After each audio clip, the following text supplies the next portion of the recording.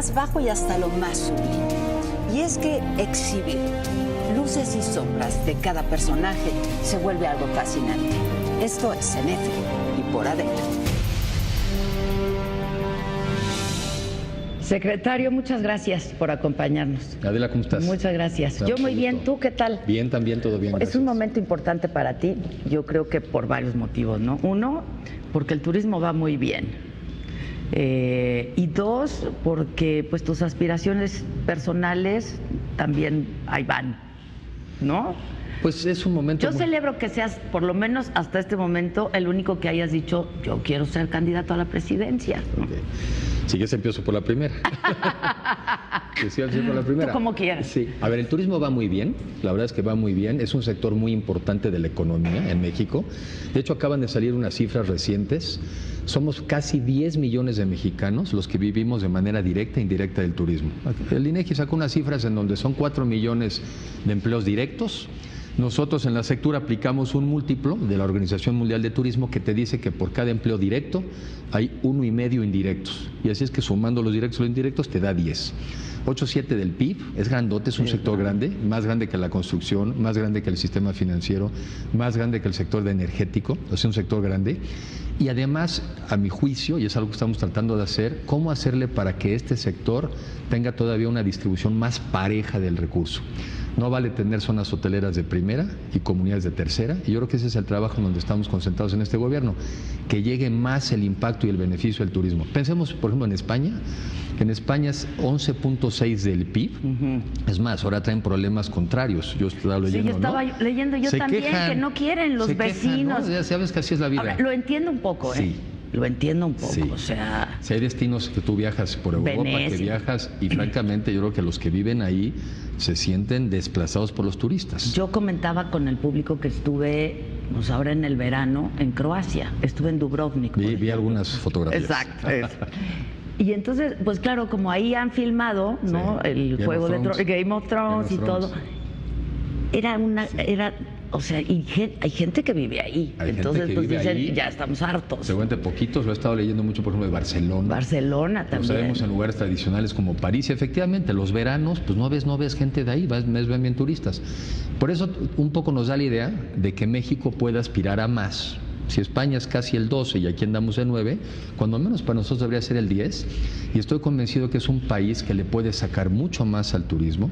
Hay estados de la República que son eso. Quintana Roo, por ejemplo, Baja California Sur, el 80% de su economía es eso. Y casi en todos estados de la República el turismo puede ser el primero o el segundo sector económico. Y al final del día, ¿para qué? Para que le vaya mejor a la gente. O sea, el turismo no es esa actividad frívola, ¿no? De simplemente cortar los listones. O sea, el turismo es empleo, es bienestar. Donde hay turismo hay menos marginación, donde hay turismo hay menos pobreza, pero el reto es todavía que sea una distribución más pareja. Entonces, un sector muy bonito. Ahora, el país tiene para dar mucho más, la verdad. Sí. Mira, por ejemplo, recientemente estuve en Huatulco, que es un desarrollo de hace 30 y tantos años. Bueno, yo estaba, hoy que venía pensando que te iba a entrevistar y dije, le voy a preguntar, porque yo era súper fan de Huatulco hace 30 años. Sí. ¿Y sigue igual? Pues mira, la parte buena... La parte mala es que sí, sigue igual, son muy poquitas habitaciones. Y la parte buena es que sigue igual. Y la parte buena es que sigue igual. Pues sí, pero eso podría ser... Tiene que ser, porque por ejemplo visitas unas playas francamente maravillosas al lado de una selva exuberante, es área protegida y si necesita dar mucho más, sobre todo porque está en estados, es irónico, los estados más bonitos, de los estados más bonitos del país, es donde sigue habiendo más pobreza y retraso. Sí. Y sin duda Guerrero, una de las... Oaxaca. Guerrero, Oaxaca, Chiapas, ¿no? Claro. Una parte de Michoacán. Y el turismo sin duda es parte de la solución. Más carreteras, más conectividad, más vuelos. Es lo que le falta a Huatulco, por ejemplo. Pero yo me acuerdo que ese tema lo traen hace 30 años. Pues sí, hace 30. Esperemos que esta vez, por lo menos en el tema de la carretera que es Oaxaca, Puerto Escondido, después de 2 intentos de empresas privadas, de concesiones, el gobierno federal ya asumió la responsabilidad de terminar ese tramo hasta Puerto Escondido. Ahí hay un lugar donde llega. De ahí ya a Huatulco es mucho menor. Eso le cambiaría la vida al destino. El aeropuerto es muy bueno, muy bien operado, y estamos haciendo un esfuerzo para dar incentivos, sobre todo a algunos empresarios, de que el gobierno le entre con algo más de recursos en el arranque para hacer más hoteles. Pero sí, eso es un caso típico donde la mala noticia es que está igual, la buena es que esté igual, pero tiene que dar mucho más empleo y oportunidades, sobre todo para la gente de Oaxaca. De por ahí, claro. Ahora, ¿a qué atribuyes que esté en un gran momento el turismo? ¿A la promoción que ha hecho el gobierno? Porque hay quien lo lee también a que pues el peso, ¿no? Comparado con otras monedas, está en un momento oportuno para ellos. Se juntan muchas cosas. Yo la explicación que me he dado, porque pues lo primero te lo preguntas, primero llevamos casi 7 años de crecimiento ininterrumpido. Entonces tampoco es el tipo de cambio porque pues ha variado, a veces que está más apreciado y depreciado. Venimos también de una caída muy dramática, lo cual también es importante recordar que no siempre se está bien. En el 2008-2009, crisis financiera a nivel internacional, H1N1 y la quiebra de Mexicana de Aviación. Todo se juntó y gran desastre. Y desde entonces hemos crecido, y yo se lo atribuyo cuando menos a 4 cosas. Conectividad. Todos los años estamos abriendo más rutas aéreas, más destinos llegan a México, el vuelo Finlandia-Puerto Vallarta, o un nuevo vuelo de China que pasa por Vancouver a la Ciudad de México, o vuelos de líneas mexicanas, por ejemplo, a Corea. Así todos los años estamos abriendo más rutas internacionales a México. Por cierto, el convenio bilateral que firmó el presidente Peña todavía con el presidente Obama el año pasado nos va a traer más rutas entre México y Estados Unidos. Entonces, más vuelos, más vuelos. La otra, más vuelos internos, porque también los mexicanos estamos viajando más por avión. Ahora es una parte todavía pequeña. La gran mayoría se mueve por carretera. Entonces también mejores carreteras, aunque ahí todavía tenemos más cosas que hacer. Financiamiento, ha habido dinero. O sea, la banca de desarrollo, que yo conozco más, la banca comercial, ha estado también prestando dinero. Entonces hay dinero para construir hoteles, para construir restaurantes, para construir carreteras. Hay dinero. Promoción. Sí creo que nos hemos vuelto mejores en promover. En el caso federal existe el Consejo de Promoción Turística de México, pero todos los estados también tienen sus secretarías y los principales destinos también están organizados para promover. Empresarios turísticos de primera. A ver, tenemos en México grandes empresarios, desde los más encumbrados hoteleros hasta el más modesto. Y finalmente, el mexicano es la herramienta, yo diría, secreta. La calidad y la calidez del mexicano al servir no tiene igual. El presidente de la Organización Mundial de Turismo... ¿Sí es cierto eso? Sí. Tú estuviste en un país precioso y dime si te trataron igual que en México. Digo, no, es que aquí, lo que yo reconozco es que aquí, pues todo se puede. Todo se puede, o sea... ¿no? Me trae esto ahorita. Espéreme. No sé si a veces es inmediatamente, pero te lo traen. El mexicano se desvive por servir, por ser afectuoso, por ser atento. En otros lugares... No hay. Entonces, sí, cuando juntas nuestra naturaleza, nuestra cultura, nuestra gastronomía, los sitios, los pueblos mágicos que son 111, nuestros desiertos, y al mexicano, sí es una potencia. Y por eso hemos pasado del número 15, el 15º país más visitado en el mundo, hace apenas 4 años, al número 8.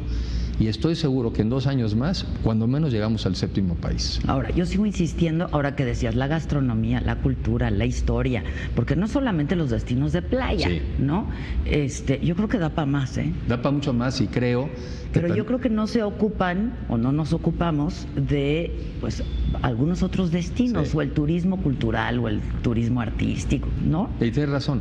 Yo en algunos viajes que he hecho pues al exterior para sobre todo conocer a los turoperadores y a las líneas aéreas, yo creo que hemos sido víctimas de nuestro éxito.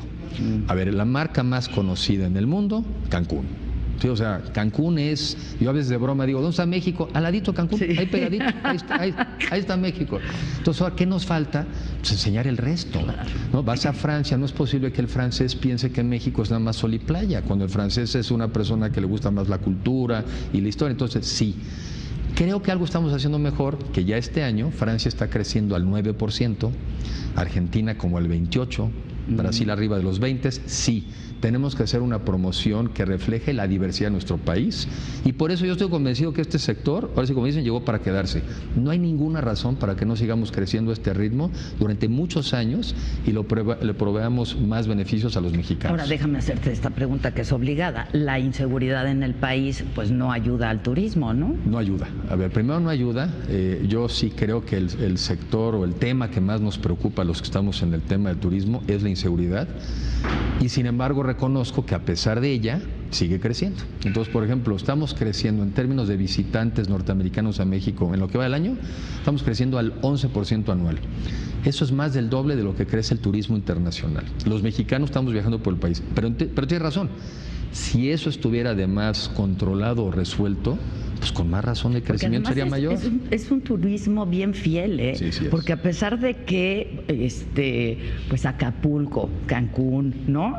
Los Cabos, pues ahí son lugares en donde hay inseguridad. La gente seguimos yendo. Ahora, hay inseguridad, no la vamos a negar, estamos trabajando para que se mejore, pero también luego es injusto el trato a México. Pues yo tengo oportunidad de viajar a muchas partes del mundo y me he puesto a veces por curioso a ver también las cifras y las estadísticas de inseguridad de otros lugares. Conozco las estadísticas de inseguridad de algunas ciudades norteamericanas. Hemos viajado a algunos lugares y a veces la pregunta que le hacemos a la persona que cuida la puerta: ¿a cuántas cuadras me puedo mover del hotel? Y te contestan: mire, no más de 5, no más de 4, no vaya a tal lugar. O sea, también el mundo en general tiene retos de seguridad y a veces a nosotros creo que nos la cargan de más. Pero para efectos nuestros, no, sí, mira, no, Adela, sí. O sea, que haya muertos en la playa de Acapulco está cañón. Está pésimo. O sea, perdón. Está pésimo. Está pésimo. Está pésimo y hay que enfrentarlo. Pero los índices de inseguridad de algunas ciudades capitales, de algunos países vecinos. Como nuestra ciudad también, son ciudades muy grandes, son grandes metrópolis. Y tenemos problemas, claro. Y además tenemos problemas globales que también tenemos que enfrentar de manera global y no local. O sea, el tema del narcotráfico, el tema del tráfico de las drogas y del crimen organizado no es un tema nada más de las localidades, es un tema global que ya va siendo hora de que lo enfrentemos como un problema global.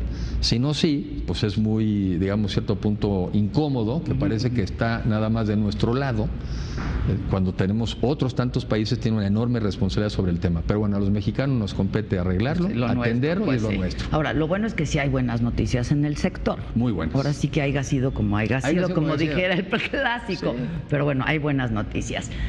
Te preguntaría, ¿la corrupción afecta al sector? Que es un lastre de este país espantoso. A ver, la corrupción le afecta a todo. O sea, la corrupción le afecta a todo porque al final del día, ¿cómo lo quieres ver? ¿Lo quieres ver desde un punto de vista económico?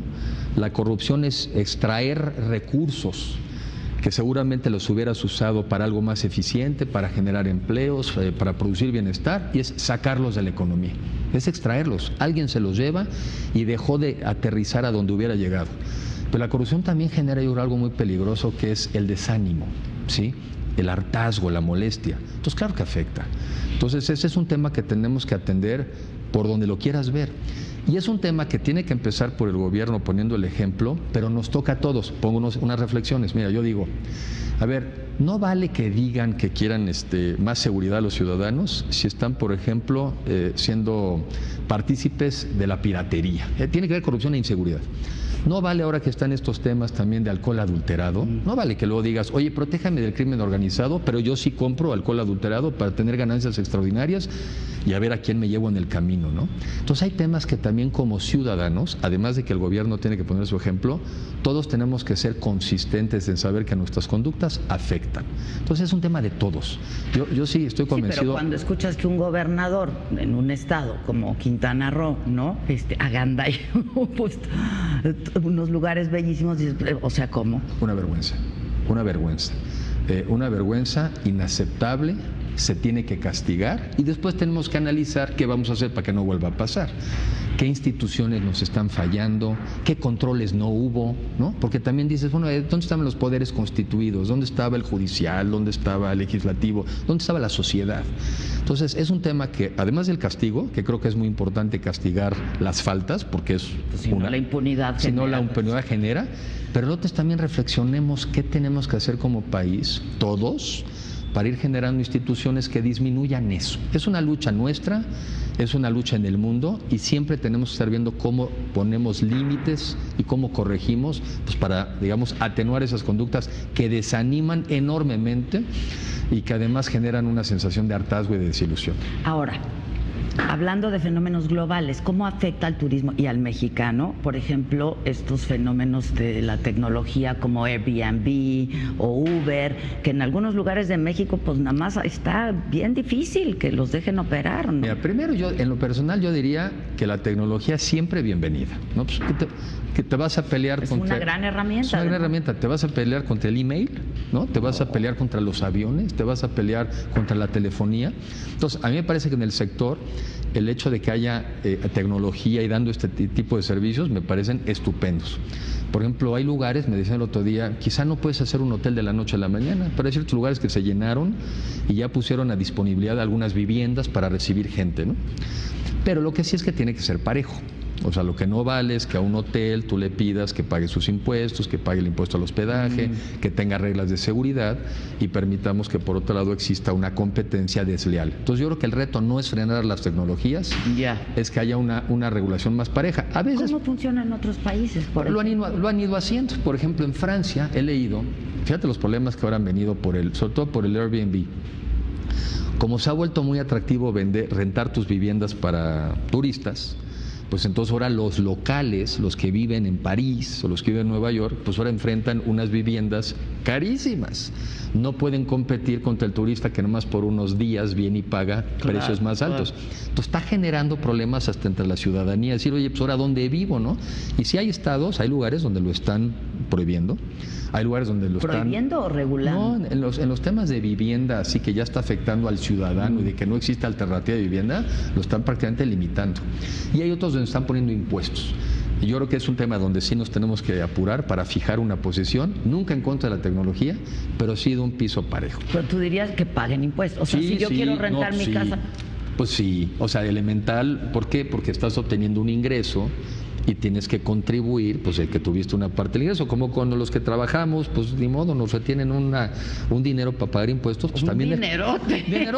Pues también el que tiene su casa, el que pone el coche a trabajar, pues sí, tenemos que contribuir al gasto público y sobre todo para evitar la inequidad. Yo ya le he oído a algunos hoteleros decir, no, pues mejor si siguen así, mejor yo compro edificios, hago departamentos y me voy por ahí. No, yo creo que se trata de que sienta la gente que es parejo y ya te ubicas tú donde quieres. ¿Y el Uber, por ejemplo? A ver, el Uber a mí también me parece una gran solución. ¿Cómo? Es una maravilla. ¿No? Una solución además de seguridad. Yo creo que empezó mucho con seguridad, empezó también mucho con tema de comodidad. Y claro, otra vez el argumento similar. Ahí tienes unos taxistas que algún día tuvieron que pagar por sus placas, que tuvieron que pagar una serie de permisos y de repente se encuentran en una competencia que nadie los regula. Otra vez, igualdad de regulaciones, pero nunca prohibir. O sea, también me parece inaceptable, y sabemos de casos donde llegan y los detienen, o los golpean, en México, o los bajan. Claro. Pues eso no es posible, sí, no es posible. Pues es que, ¿dónde estamos? Entonces, pero igualdad de oportunidades. ¿Cómo funciona el Uber en otros países, por ejemplo? A ver, las luchas son parecidas, ¿eh? Sí, ya sé. Porque el ser humano, por alguna extraña razón, somos muy parecidos. Sí, ¿no? Claro. En el mundo completo. Sí, claro. Entonces, ¿qué encuentras? Pues de repente encuentras una competencia cuando tú ya sentías que el tema lo dominabas. Que era tuyo, claro. Era tuyo y pues empiezan las resistencias. Y es donde el Estado tiene que intervenir, porque una de las razones del Estado pues es conciliar intereses, ¿no? Es decir, oigan, vámonos entendiendo, vamos a avanzar, pero vamos a hacerlo en paz. Entonces, estamos tomando la experiencia internacional para ver cuál es la mejor práctica y pues hay que incorporarla a nuestro país. ¿Eso quién lo tiene que hacer? ¿Te compete a ti? Sí, ¿Le compete a ver, yo creo que a nosotros nos compete. Hay cosas que pudieran ser estatales, pero hay cosas, digamos, los impuestos federales, pues obviamente es un diálogo que estamos sosteniendo con Hacienda. Urge ya tomar una definición. Lo primero es que contribuyan. Vas a ver que algunos dirán, no, pues si ese era el plan, no me interesa. Pero yo creo que también a la Secretaría le compete pues un cierto rol de liderazgo, porque lo que no puedes tener es que cada estado haga las cosas a su forma, no porque no tengan el derecho, sino porque a veces generas entonces una competencia desleal. Otra vez. Claro. Hay que liderar con ideas y tratar de generar un consenso. ¿Tú estás contento? Sí, la verdad. No, sí. A ver, mira, una dependencia como estas, en el caso personal... Sí, es muy bonita, la verdad. Es muy bonita, pero voy a explicar también por qué es bonita. Es un dulcesote, ¿eh? Es un dulcesote, pero voy a explicar por qué es bonita, porque a veces se puede quedar el tema del mundo frívolo. No. A mí no es el que me interesa. A mí lo que me interesa es haber descubierto un sector en el cual tantos mexicanos dependen de él y en el cual México tiene tanto potencial. Y entonces, además que le está yendo tan bien, y yo digo que cuando las cosas van bien es el momento de pensar para más. En lugar de conformarte y decir, pues ahí vamos. Vamos a por más. No, vamos por más. Y sobre todo un país que tiene tanta necesidad de generación de empleo, ¿no? 1 millón de mexicanos al año adicionales buscan empleo. Este es uno de los sectores. Un país con tantas desigualdades, este es uno de los sectores donde si tomamos una conciencia, digamos, social, y le hemos venido platicando con los empresarios, es decir, oye, tu éxito no se mide nada más en la rentabilidad de tu negocio. Tu éxito se debe medir en términos de la homogeneidad de la comunidad en la que participas, ¿no? Tu éxito, el éxito nuestro lo debemos medir en a cuántos mexicanos les está yendo mejor por el turismo. Todo lo hace una actividad muy atractiva. Entonces, pues se te ocurren ideas y te vinculas con la banca de desarrollo, que jala muy bien, un diálogo con los empresarios, con las comunidades. Entonces, pues no tiene límite. La verdad es que el límite en muchos de estos temas. Y es la creatividad también, sí, ¿no? Porque, sí. O sea, de pronto a mí, yo me cuestiono por qué México no tiene un turismo cultural, ¿no? Como pues, vas a la Bienal de Venecia o al festival o etcétera. Si aquí hay un montón de cosas, ¿no? Y creo que, a ver, sí tenemos. Y genera mucho ingreso. Mucho ingreso. A ver, sí tenemos nuestro Cervantino, que digamos es un evento internacional. Fíjate, tenemos otro muy interesante. La Feria Internacional Libro en Guadalajara. Sí. Y el cine en Michoacán, ¿no? Tenemos el cine y tenemos varias exhibiciones. Tenemos de Michoacán, tenemos en Los Cabos, Ciudad de México. La Ciudad de México es una de las ciudades donde también más turismo llega. ¿Y a qué llegas a México? Pues llegas a museos, llegas a restaurantes, llegas a centros comerciales. Pero tienes razón, a ver, por eso soy muy optimista, porque el potencial es enorme. Hemos hecho mucho como país, pero el margen de acción hacia adelante es enorme. Turismo cultural, turismo de naturaleza, turismo médico. Estamos al lado de la economía más grande del mundo. El sector más grande de la economía americana es el de salud. Los gastos de salud se les están saliendo de control. Claro, ahí tienen problemas, claro. Y aquí tienes a un país con la capacidad médica de proveer servicios a una fracción del costo de ellos. Entonces realmente tenemos mucho turismo y mucho sector, turismo por ejemplo de reuniones y convenciones, que muchas gentes en el mundo van a las de los abogados, los dentistas, los contadores, los historiadores. Claro. ¿Y qué haces después de eso? Pues también invitas luego a la familia, te sigues unos días. El fin de semana. Entonces tenemos un potencial de turismo de naturaleza, fíjate. El avistamiento de aves. Parece que es un mercado en Estados Unidos de 40,000 millones de dólares. Oye, pues aquí hay muchas aves, ¿sí? Y las tienes en Tabasco y las tienes en Campeche. Estados incluso que han caído su producción de petróleo y su salida en el corto plazo es convertirse al turismo, en lo que se repone el petróleo. Yeah. Entonces soy muy optimista del potencial y hay que meterle más al turismo. Ahora, ¿qué tan optimista estás de poder ser el candidato de tu partido a la presidencia? ¿Cómo estuvo la asamblea? Ya vamos a entrar a la grilla un poco porque pues tú finalmente tendrás que dejar ya turismo, ¿no? ¿O qué?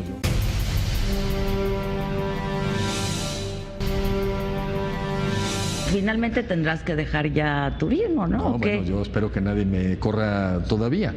A ver, la asamblea. Estamos en agosto. La asamblea, fíjate, la asamblea es muy importante, la asamblea que tuvo lugar del PRI estos días, pero que no fue, pero fue el sábado el cierre, pero es interesante resaltar lo que pasa detrás. Y cifras que yo no sabía, que las dijeron ahí también, el otro las dijo el presidente y las escuché ayer de alguien más. Son casi 400,000 personas las que se movilizaron para acabar participando en una asamblea.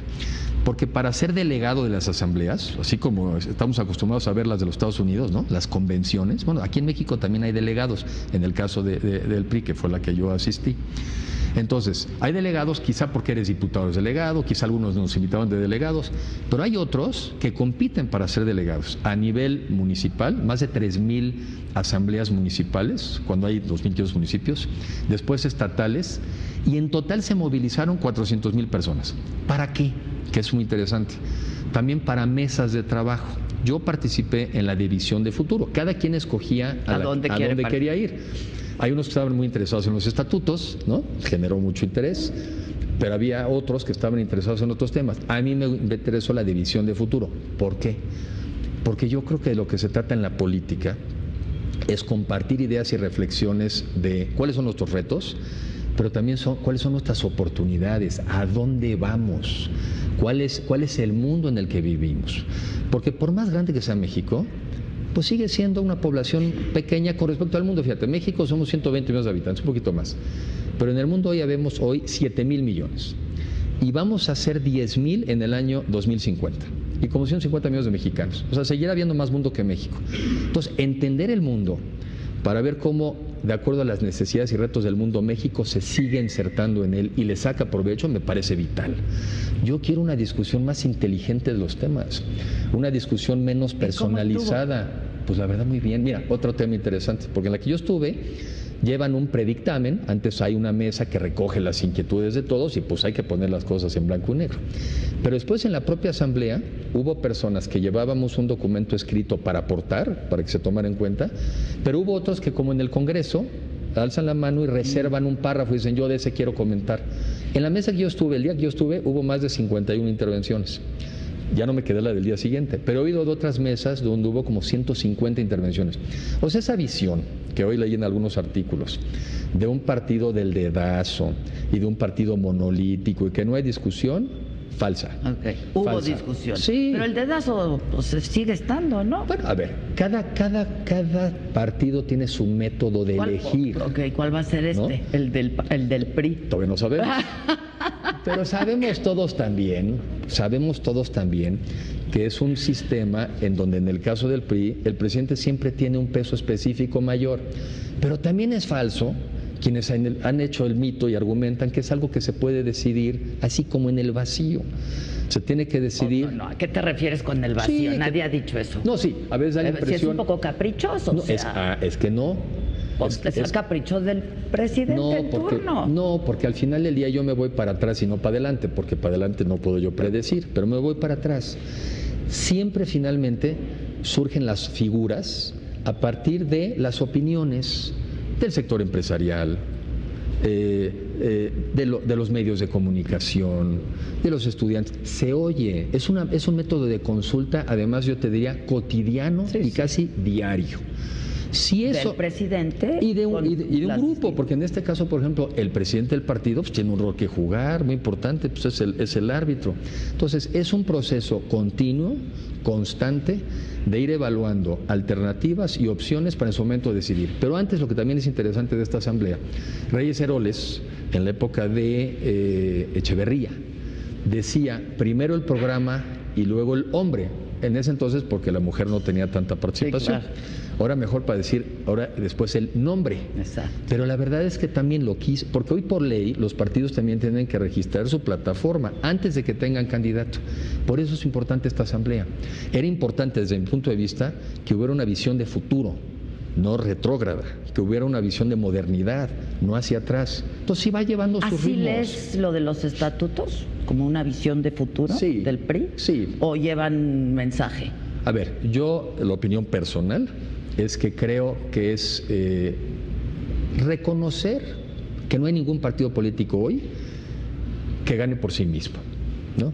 Que finalmente la sociedad es cada vez tan diversa que hay muchos más mexicanos que no se encuentran acomodados en un partido, no se encuentran acomodados.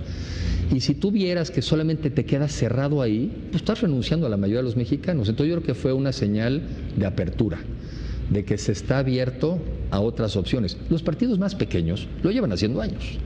Los partidos que no tienen tanta militancia llevan años abriéndose, pues precisamente para invitar buenas alternativas. Antes el PRI no lo necesita. Si el PRI tuviera, también hay que decirlo, si tuviera los números que tenía antes, seguramente no lo necesitaría, pero yo creo que es un reconocimiento de su realidad y también es un mensaje de apertura hacia la sociedad. Yo así lo leo. Ya, o sea, no es un mensaje que lleva nombre y apellido, a los Pepes, digamos. Yo no lo veo así, o sea, yo lo veo... Pero esto les daba chance. Bueno, es que si no, no lo tenía. Exacto, si ¿sí? no lo tenía. Pero ahí está un poco la lectura que yo tengo, es que justamente de lo que se trata es que los partidos tengan alternativas. No todos las tienen, por cierto, ¿no? Hay unos que pues ya no deciden. Pero el chiste es que hay alternativas. ¿Y para qué? Pues para seguir el proceso de consulta. para que cuando la ley lo determine, porque estas cosas están reguladas en la ley, cuando se abren los procesos internos, cuando se registran las candidaturas, todo eso está en la ley. Entonces, para que cuando esos momentos lleguen, pues tengas alternativas. Ese es el tema, desde mi punto de vista. Tú eres un hombre pues muy educado, ¿no? Académicamente incluso, y tu familia, espero que de formas también, muy, demasiado, diría yo. Y hablabas un poco de pues, en la época de Echeverría y en la época de tu papá, por ejemplo, o sea, porque tú en algún momento no estabas en la política, no estabas en la iniciativa privada. Bueno, ¿Cuál fue el punto de quiebre o qué pasó o qué? A ver, déjame explicar. A mí siempre me ha interesado. Yo tuve la gran ventaja, la gran fortuna, en el buen sentido de la palabra, pues de haber vivido un proceso como este cuando yo tenía 20 años. O sea, cuando yo tenía 20 años, mi papá es candidato y después es presidente de la República. Y me tocó vivir de los 20 a los 26 una etapa además de un México muy complejo, que la mayoría de los mexicanos no saben, los jóvenes, pero es un México que estaba en quiebra. Estaba en quiebra. El terremoto. Había quebrado sobre todo porque le había apostado a un solo producto que era el petróleo y porque creen en un gobierno grandote, como algunos todavía creen. Un gobierno grandote que haga todo, más que para eso, o hay impuestos o hay deuda, entonces se endeudó. Cuando cayeron los precios del petróleo, el país quebró. Y quebró es que no tenías dinero para importar pastas de dientes, y quebró es que tenías inflaciones que se acercaban ahora a las que tiene Venezuela. Entonces, el país tuvo que cambiar de modelo. ¿Y cuál fue el modelo? Abrirse al mundo. Y la verdad ha funcionado, Adela, para la gran mayoría de los mexicanos. Y tengo unas cifras que me gustaría compartirte, porque el análisis es este. Un Querétaro, del 93 a la fecha, a partir del TLC, Querétaro ha crecido 100% su valor per cápita, o sea, por persona. En Oaxaca, al mismo tiempo, el ingreso per cápita ha crecido 1%. La diferencia en el mismo país entre el crecimiento en Querétaro y Oaxaca es 100-1. Pero entonces mi reflexión es, ¿nos cabe duda cuál es el modelo? ¿Tenemos en serio inquietudes de saber cuál es el modelo que sí funciona? El modelo que fueron los estados que se han integrado al mundo, los que forman parte de las cadenas de producción, porque hoy en día hacer un iPhone, hoy en día hacer un coche, nadie lo produce en un solo país. Claro. Nos hemos ido especializando en piezas. Y eso es lo que nos ha dado oportunidades a países como México a formar parte de esas cadenas de valor. Los Querétaro, los Aguascalientes, casi del centro al norte del país, se han sabido integrar al mundo y son estados ganadores. Traen sus problemas algunos. Pero el sur también existe. Pero el sur también existe y ahí me cabe la duda si no han podido, no han querido o no los han dejado. Pero la alternativa de no es tener un modelo que crece 5 veces menos que el resto. La alternativa es cómo incorporamos a más México al mundo y de esa manera lo igualamos. Entonces, a mí me tocó vivir ese proceso hace 40 años. Me ha tocado ver que el crecimiento ha sido desigual, pero soy un convencido de que ese es el camino a seguir. Eso sí, con un modelo más incluyente, más solidario, más justo, pero no para atrás. Para atrás ni para tomar vuelo, ¿sí? Entonces, pues sí, entonces yo como mexicano, antes que nada, yo como mexicano, no quiero que mis hijos vivan un país de crisis. Yo quiero que mis hijos puedan ver un país donde se concreten las oportunidades y estos 40 años de crecimiento culminen en un país desarrollado. Ojalá, porque no es un país de oportunidades. Es un país donde tenemos que igualar las oportunidades. Eso es lo que tenemos que hacer. Pero sí hay cómo, Adela, sí hay modelo y al mismo tiempo, pues abatir esos excesos que platicaste, esos desvíos, pero que eso no nos desanime a reconocer lo que hemos hecho como mexicanos y no como un partido, como mexicanos. Sí, ¿no? Ahora, pues tu partido está con un desgaste, ¿no? Por el desgaste de gobierno, por la corrupción, por etcétera, etcétera, pues en un muy mal momento también.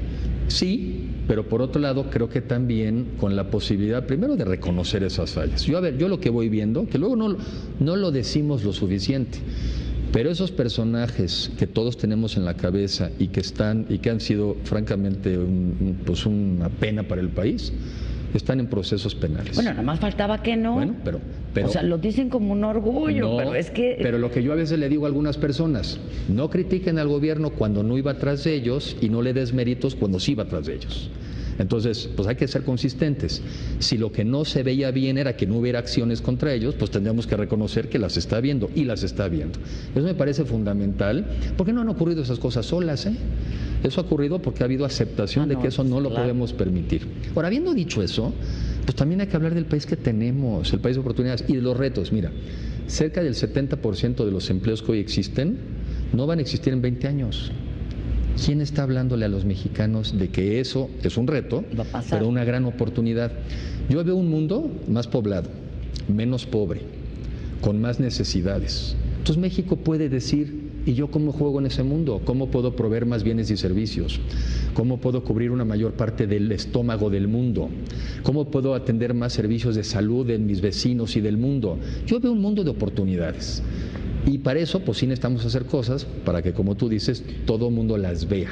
Más educación de calidad, oportuna, salud y un imperio de la ley. Tiene que haber un país donde realmente la ley manda y nadie está por arriba de la ley. Sí, claro, que Entonces, no sea letra muerta, ahí están sí las hay, leyes, pero... Sí hay cómo, Adela, sí hay cómo. No, yo también estoy convencida que sí, con algunos personajes como los que conocemos, pues aquí está muy difícil, aquí los ¿no? acotando, aquí los limitando, y todos tenemos que pensar hacia adelante cómo generamos un país con más controles y contrapesos para que esas cosas no pasen. Cuando me dices, yo a los 20 años ya estaba viviendo en Los Pinos. Ya no te seguí la historia. Sí, ya no me seguiste la historia y a mí me interesa Pero no mucho te esa seguí la historia. A ver, yo estudié Derecho en la UNAM, yo soy egresado de la Facultad de Derecho de la UNAM, porque vimos experiencias anteriores y además porque yo era joven, en ese entonces me dediqué a estudiar, a no tener ninguna participación ni política ni trabajo. Me fui a hacer una maestría a Estados Unidos, estudié en la Universidad de Harvard, sobre todo administración pública y temas de finanzas. Me quedé después con mi esposa, nos quedamos 2 años más en Nueva York a ejercer lo que habíamos aprendido, finanzas privadas, en ese caso en bancos de inversión, pues para también ver el mundo. Y después sí ha sido una carrera combinada. Estuve en la Comisión Nacional de Mercado de Valores, sistema financiero, me tocó la crisis financiera, interesantísima desde el punto de vista de aprender el sistema financiero, muy penosa por las consecuencias, y más bien mi carrera de funcionario público y política ha sido la que se ha podido. ¿Sí? Ya. O sea, yo siempre tuve esa vocación, pero a veces ¿Dónde ha habido chance? ¿Dónde ha habido? Fui diputado federal 2000-2003, una gran experiencia, me encantó. Y después he sido director de la Financiera Rural, conozco bien el campo, entiendo la problemática y las oportunidades del campo.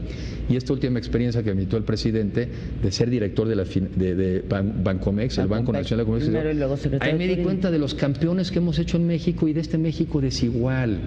Y el reto es cómo incorporamos a estas regiones del país al mundo. ¿Qué tan autocrítico era tu padre y cuánto hablabas con él de eso, por ejemplo? O sea, no decía pues, lo que no pude hacer, lo que me faltó, lo que, o sea, ¿qué? Mira, yo tuve más la experiencia más bien cuando era presidente.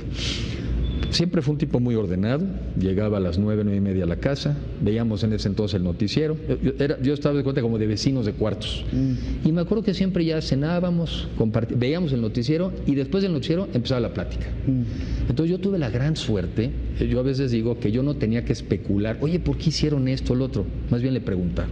Sí, claro, de primera mano. Y también viví, porque lo viví, la responsabilidad del poder. Contra lo que otros puedan pensar, realmente, y esa es la convicción que yo tengo, el poder es un privilegio para servir. Es una oportunidad, o sea, va más allá de un tema hasta político, es un tema casi de convicción personal, ¿no? Entonces yo vivo una persona serena, sensata, honesta y responsable. Entonces yo creo que sí se puede. Yo creo que ese perfil sí se puede y además salió adelante un país que, como alguna vez en algún informe dijo, lo que me da miedo es que se me deshaga el país entre las manos. Y alguien me dijo algo que yo no me sabía esa frase. Dice, y también me preocupa que se nos salga México del corazón. Eso yo no la sabía. Y yo creo que hay que meter más a México en el corazón de los mexicanos. Sí, se ha salido. Hay que volverlo a meter con acciones, con ejemplo, algo que nos haga sentirnos dignos del país. Yo digo que ¿en qué se parecen los brasileños a los mexicanos? Y dice, ¿en qué? En que los dos hablamos muy bien de Brasil. ¿Sí? Ay, sí, qué de Brasil. Y perdón, México es un país, un gran país, en donde con todos los retos tenemos muchos más activos que pasivos, tenemos que conocerlos y trabajar para llevar este país a su verdadero potencial que lo tiene. Yo creo que una de las críticas que se le hacían a tu padre es que fue un presidente gris, que no me parece mal, la verdad, a lo que vemos. Me gusta tu frase, pero me gusta más la explicación que le dio Federico Reyes Heroles. Les dijo, sí, gris tan como el acero. Fíjate. Resiliente, como se usaba la palabra, con fuerza para aguantar. Porque un país que se te esté desmoronando en las manos y que en lugar de caer en el populismo y en la demagogia hayas sido serio y responsable, ojalá haya más gente gris así. Sí, por eso digo que no está tan mal. Gris como el acero. Sí, gris como el acero. Buen Federico. Ahora dime una cosa. ¿Por qué quieres ser presidente? Está muy complicado el país. Está muy complicado el país, ¿no? ¿En qué momento decidiste que lo quieres intentar? Bueno, a ver, yo contesto de esa manera, Porque no se hablaba de ti como Sí. el presidenciable, uno de los presidenciables, hasta que tú dijiste, pues yo quiero. Dos comentarios. La primera, siempre hay posiciones en el gobierno, siempre hay posiciones que por su importancia, por su plataforma, permiten. por sus recursos, de entrada son plataforma. Eso, pues sí, sabemos cuáles son y siempre han sido, ¿no? Yo lo que asumo es que un funcionario de cierto nivel tiene la obligación, ni siquiera el derecho, la obligación de generarle alternativas a su gobierno y a su partido. Ahí la dejo. Y por eso es que de repente tienes que decir, bueno, pues lo que no ve normal y ordinario, aquí hay algo, ¿no? Okay. Entonces, ahora, ahí la dejo de esa parte. Pero más que ser presidente, a mí lo que mi vocación ha sido servir a mi país. Y la verdad es que tengo la suerte de hacerlo en los diferentes lugares donde he estado. Me gustó, estaba repasando, porque ahora cuando fue a la convención americana, y me puse a repasar algunos discursos de Obama en el pasado, qué envidia de orador. No, bueno, ¿no? es que qué orador. Pero también vi unos de Michelle Obama. Y me gustó una frase que por ahí apunté que dice, describe el éxito. El éxito es cuántas vidas has tocado y has cambiado. Entonces, sabemos algunos, yo siempre pongo este ejemplo, sabemos unas personas, soy muy amigo yo del Chovilanderos, ¿sí? Hay unos que son hands-on, ¿no? O sea, son de yo aquí toco gente, son individuales, los conozco y hace una gran labor. Y habemos otros que estamos como en la cosa pública, más grande, más general, no siempre conocemos a los que ayudamos, pero estamos incidiendo en millones de personas. Esa es en la que yo me ubico, en la de las políticas públicas, en la de las buenas decisiones, por eso el entusiasmo por el turismo. ¿Cómo le hacemos para que llegue más gente? ¿Cómo le hacemos para que la derrama sea más pareja? Y lo bonito de estas chambas es que tienes esa oportunidad. Entonces, el servicio público es un privilegio. Desde ahí se puede incidir. Bueno, pues sí, desde otros lugares bien en vidas difícil. de millones de personas. Sí, ¿no? claro. Yo creo que el sector privado es el que mueve las economías, sin duda es el que mueve las economías, pero el servicio público puede marcar el rumbo. Y juntos trabajar, ¿eh?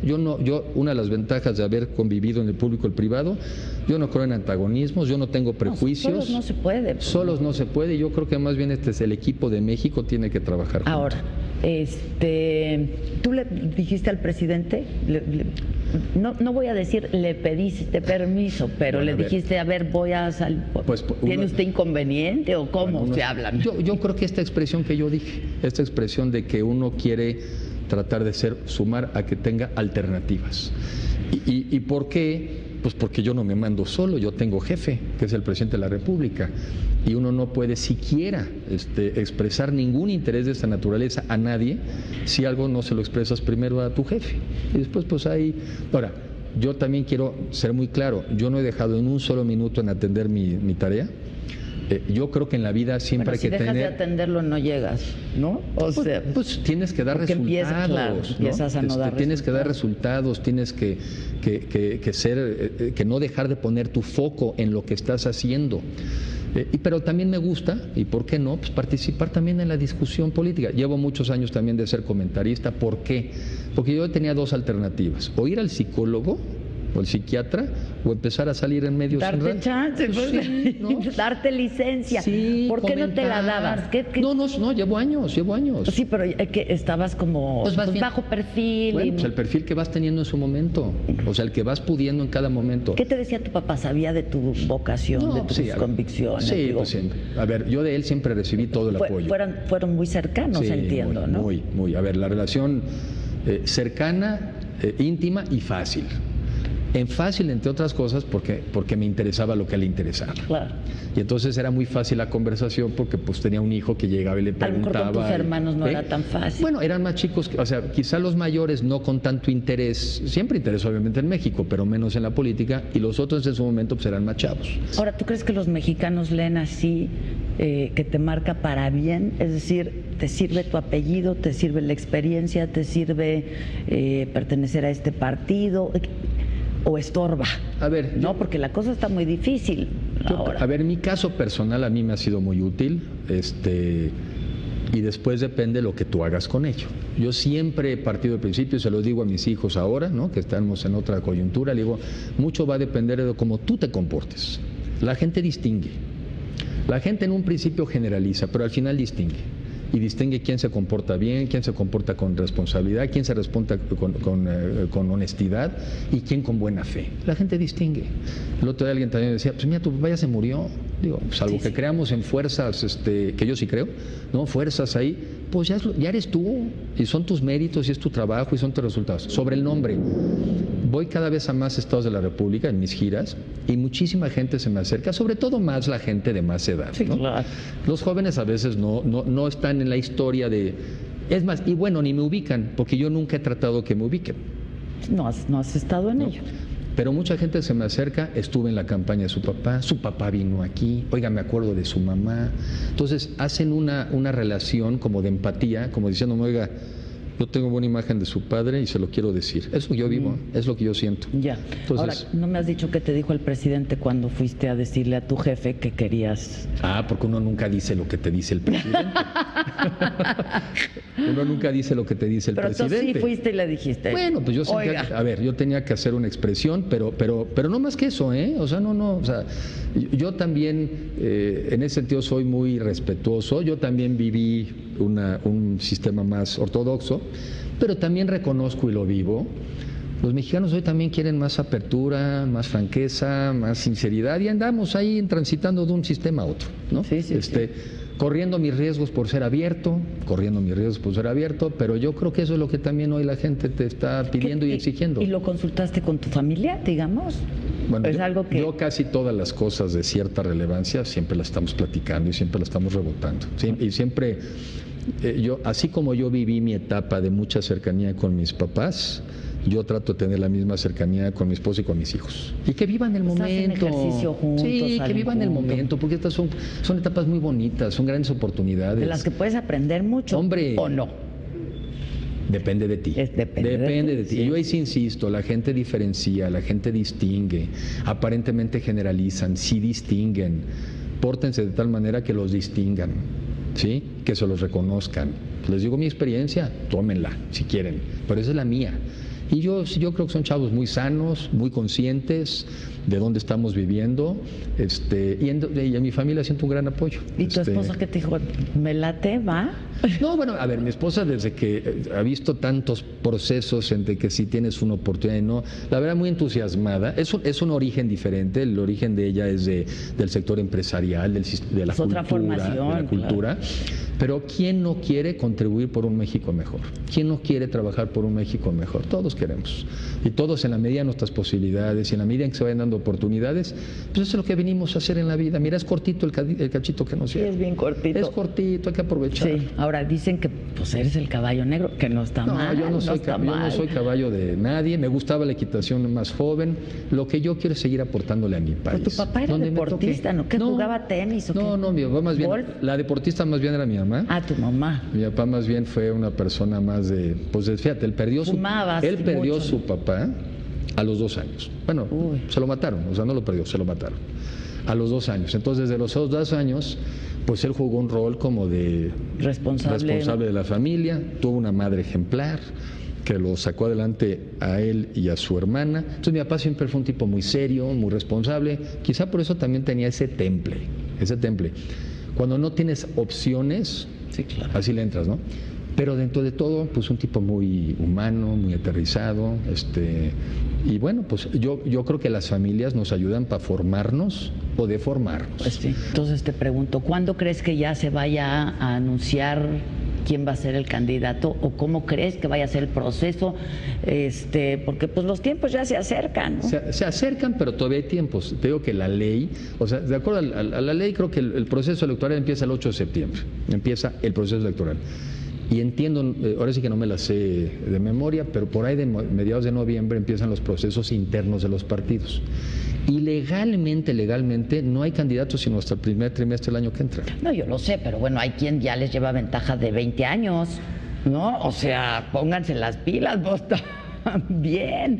Pues sí, eso tiene pros y contras, porque cuando vas muy arriba... Tiene pros y contras, estoy de acuerdo. O cuando hay demasiado tiempo, sí, pues, pero pues ya, ¿no? O sea, tendría que ser ya. Pues yo veo que por lo menos yo veo 2 cosas. Una, en el caso del PRI, tiene que ser una propuesta, y creo que ahí va, en donde haya unidad al interior, tiene que haber cohesión Eso al se interior. demostró en la asamblea. Y se demostró. O sea, la verdad es que yo sí Que vi fue un el partido, mensaje que se envió, y vi eso un es partido importante. de buenas, vi un partido optimista, vi un partido de jóvenes. Ya sacaron esta nueva regla también, dice, si 1 de cada 3 mexicanos es joven, que 1 de cada 3 candidatos sea joven. Eso también es algo que salió en la asamblea. Pues sí. Y son cosas que se imponen. Pero también un partido que está consciente de sus debilidades y que está consciente de que tiene que hacer una oferta de visión interesante al país para que siquiera lo volteen a ver. Yo creo que existe esa conciencia. Ahora, cuando tú vas por la grande, ¿no? Que es Los Pinos, ¿le entrarías a la jefatura de gobierno de la Ciudad de México? Ay, porque salieron las encuestas. ¿Qué preguntas, Adela? ¿Qué? Bueno, pues... Sí vi ahí unas encuestas, yo no sé quién las manda, yo no creo mucho en estas encuestas, la verdad. No, bueno, tenemos malas experiencias. Pero no creo y no mucho solo esas. en México, entonces. Bueno, no creo mucho en estas encuestas porque, para ser sincero, esto es una ciudad, y la conozco bien, fui candidato al Álvaro Obregón, es una ciudad que está controlada por un partido que ahora se ha dividido. Entonces, esas encuestas yo no sé si las mandó un amigo o ¿Pero un le entrarías? amigo. ¿Le entrarías? Sí, quién sabe si las mandó un amigo. ¿Quién sabe si las mandó un amigo, no? No sé quién las mandó. O sea, ya sería como... Pues en su momento habrá que valorar. O sea, yo creo que ahorita, repito... O sea, sería para dos cosas. perder. Casi. Está difícil, ¿no? Está muy difícil. Está muy ¿no? difícil, yo creo que está muy difícil.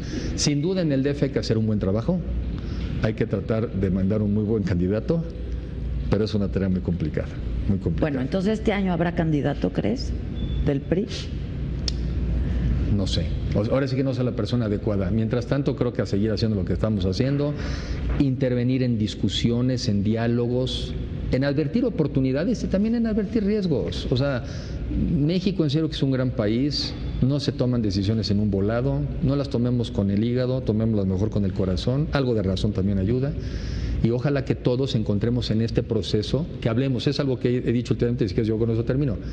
Pensemos en su momento en las mejores opciones, no las menos malas. Es que eso es muy triste. Yo lo he dicho últimamente con el matrimonio, ¿no? Tú no escoges el matrimonio a la menos malita.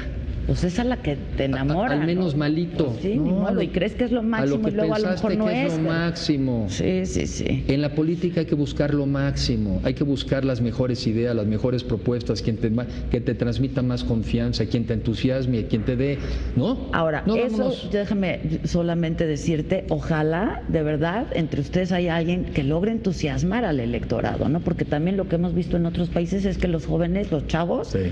pues no están votando, ¿no? Sí.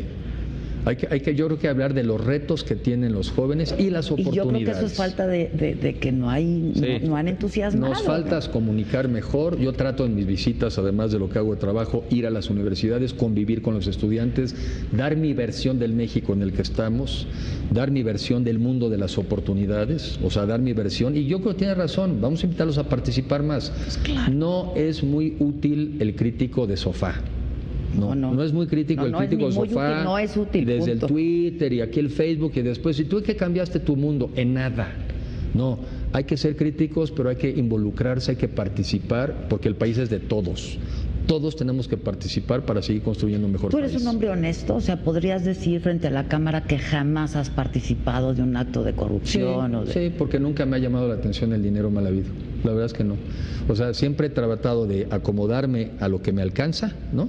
Mi esposa trabaja, y lo digo aquí abiertamente, parte de la razón por la que podemos tener un mejor nivel de vida es del lado de mi esposa, ¿sí? Pero a tu papá no le fue mal, ¿no? Pues yo creo que la evaluación de mi papá, precisamente de las cosas por las cuales tiene una evaluación positiva, es porque se le percibe una persona honesta. Entonces es algo que aprendimos. Oye, ¿la biblioteca de tu padre qué? Pues ahí anda. Yo quisiera hacer, pero es un diálogo entre hermanos, yo quisiera hacer, Que siempre son hemos 5 querido hermanos, hacer, ¿verdad? somos 5 hermanos. Yo quisiera de hacer eso, no es muy grande, pero un pequeñito entre museos, centro de estudios, donde la gente también está en Coyoacán, pueda pasar y mira. Pero era un gran lector. Un gran lector, un gran lector. Tú también, ¿no? Pues sí, no tanto como él, ¿eh? De tu familia eres el único que te dedicaste a este Sí, asunto. sí. ¿Tus hijos muestran algún tipo de, los mayores, de Sí. interés? A ver, tienen interés, pero noto al mayor muy emprendedor, muy empresarial, me da mucho gusto, pero es muy ¿Entrón? entrón, y ya ves que hoy en día no te preguntan y esto está mal y tu correo así no está bien.